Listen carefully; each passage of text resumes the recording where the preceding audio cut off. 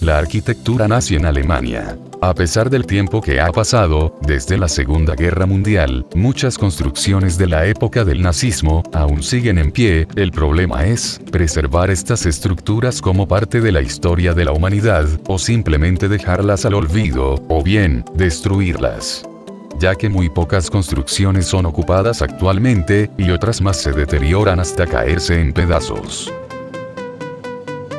El balneario de Prora, situado en la isla báltica de Rügen, en Alemania, fue mandado construir por Adolf Hitler entre 1936 y 1939, como ejemplo de arquitectura del Tercer Reich. Consta de casi 5 kilómetros de la línea de playa.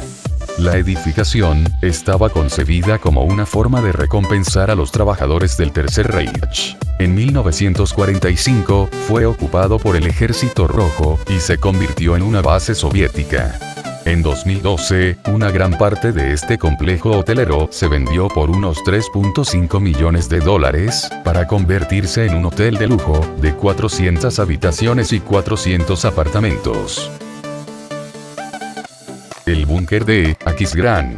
Este célebre búnker ha sido literalmente borrado del mapa. Se trata de un imponente refugio militar, construido en la era nazi, que atesora aproximadamente 2.500 metros cuadrados, cerca del centro de esta urbe del oeste alemán. El lugar pasó a manos privadas hace unos años, aunque hay campañas ciudadanas que pide a las autoridades locales que proteja el búnker como un edificio histórico. Queremos preservar el búnker como prueba de nuestra historia y de nuestra peor historia, mencionan algunos ciudadanos de esta comunidad. El Estadio Olímpico de Berlín. Se concibió para simbolizar la grandeza del nacionalsocialismo. Hoy en día, este gigantesco estadio apuesta por una Alemania de mente abierta, y por la celebración de eventos deportivos y lúdicos de carácter internacional.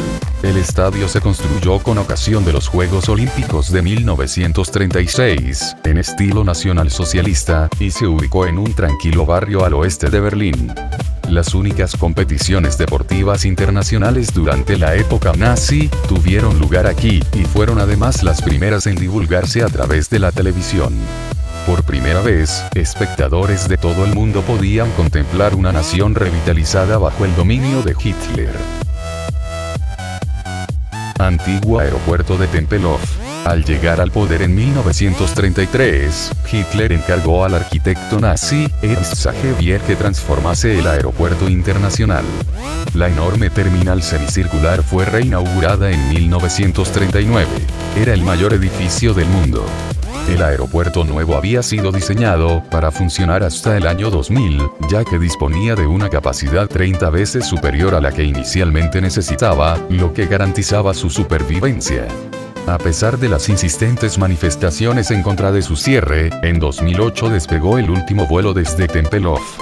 Ahora, el aeropuerto se ha convertido en un parque y continúa batiendo récords como el mayor parque de Berlín.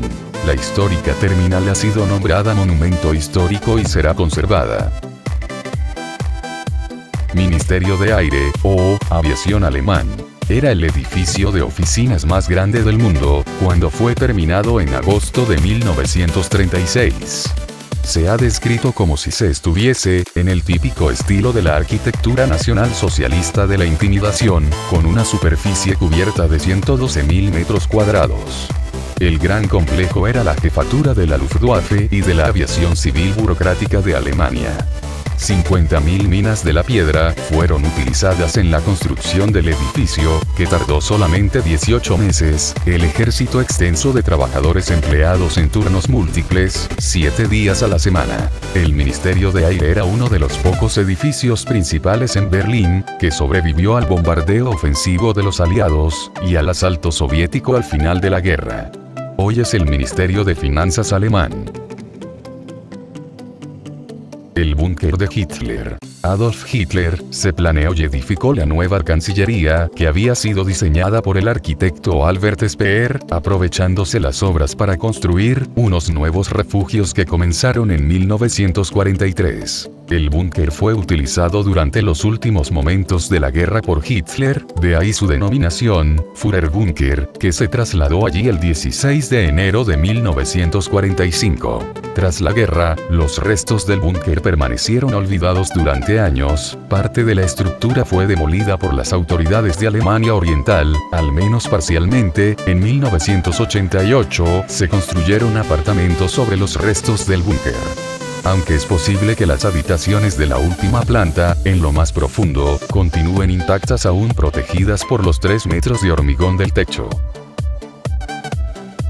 El búnker, bajo Alexanderplatz. Los obreros que realizan obras de alcantarillado en la mítica Plaza Alexanderplatz de Berlín han descubierto en su subsuelo el que se considera el mayor búnker subterráneo nazi construido durante la Segunda Guerra Mundial. El búnker, del que se había olvidado su existencia, fue construido en el subsuelo de Alexanderplatz entre 1941 y 1943 como refugio de la Compañía Alemana de Ferrocarriles.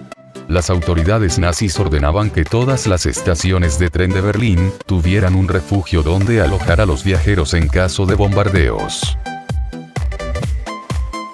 Los muelles para submarinos, en La Pallice, Francia. La base submarina de La Pallice, Francia, fue una mole construida en tiempo récord, con millones de toneladas de hormigón, cubriendo incluso alguna edificación anterior que les resultaba útil. Todo un canto a la capacidad de los ingenieros militares. Hoy en día se encuentra abandonada y en ruinas, al igual que el resto de la antigua base, pero sus muros, diseñados para soportar los bombardeos más severos, siguen tan sólidos como en antaño. Embajada española en Alemania. Adolf Hitler planea con Albert Speer la transformación de Berlín como la capital mundial. Se tenía previsto construir las sedes de los nuevos ministerios y oficinas del Reich, justo en la zona donde varios países tenían su representación diplomática, entre ellos España. En noviembre de 1943 la embajada fue destrozada parcialmente por los bombardeos de los aviones. En abril de 1998 se iniciaron las obras de reconstrucción y modernización del edificio. El edificio abrió nuevamente sus puertas, como la Embajada de España, el 2 de octubre de 2003. Torres antiaéreas. Paseando por ciudades alemanas como Berlín, Hamburgo, o por la austriaca Viena, todavía se pueden observar restos de gigantescos colosos de hormigón, de un aspecto increíblemente moderno, que siguen desafiando al paso del tiempo, presentando el mismo aspecto impresionante que debieron tener hace 70 años, en pleno fragor de la batalla aérea sobre Berlín y otras ciudades alemanas. Son lo que en su momento se conoció como Torres Flak, o búnkers altos, fortalezas impenetrables con unos muros que llegaban a alcanzar los 3.5 metros de grosor, y que debían servir en su uso principal como emplazamientos de artillería pesada, para defender las ciudades del Reich de los ataques aéreos. Estas construcciones se consideran los elementos antiaéreos más grandes construidos por cualquiera de los países beligerantes en la Segunda Guerra Mundial, y, por mérito propio, son verdaderas maravillas de la arquitectura moderna, en el plano de las edificaciones militares, aunque para Alemania sean testigos mudos y duraderos de un doloroso pasado al que dicha nación intenta sobreponerse con el paso de los años. Debido a su imponente construcción, han sobrevivido incluso a los esfuerzos de ingenieros militares aliados de destruirlas mediante el uso de explosivos y demoliciones controladas. El castillo Ordensburg, Bogelsan. La piedra fundacional de Bogelsan fue puesta en 1934, es uno de 3 edificaciones destinadas al adoctrinamiento a la élite nacionalsocialista. Los cursos para los jóvenes nazis comenzaron en 1936. Estos eran seleccionados de acuerdo con estrictos criterios. Según las directrices, los jóvenes debían haber hecho méritos en el Partido Nacionalsocialista, tener salud física, mental y espiritual y ser genéticamente sanos, es decir, arios. Los últimos 60 años, el castillo, y un área de 330 hectáreas, habían sido utilizados como campo de entrenamiento militar, primero por las Fuerzas Armadas británicas, de ocupación en la Alemania de posguerra, y luego, a partir de 1950, por las Fuerzas Armadas belgas. Congresalle. Era un edificio monumental diseñado por los arquitectos de Nuremberg, para ser el centro de congresos del Partido Nacional Socialista Alemán de los Trabajadores. El sitio elegido estaba junto al lago Dutzenteich, y los fundamentos se colocaron en 1935, con una fachada, con reminiscencias del antiguo Coliseo de Roma. En la sala interior podrían reunirse hasta 50.000 personas. El Congresal no fue nunca finalizado, y en 1945 el edificio pasó a manos de las autoridades municipales, que le dieron diversas utilidades. Actualmente, es el centro documental, está localizado en el ala norte de este monumental edificio. El Arco del Triunfo de Hitler.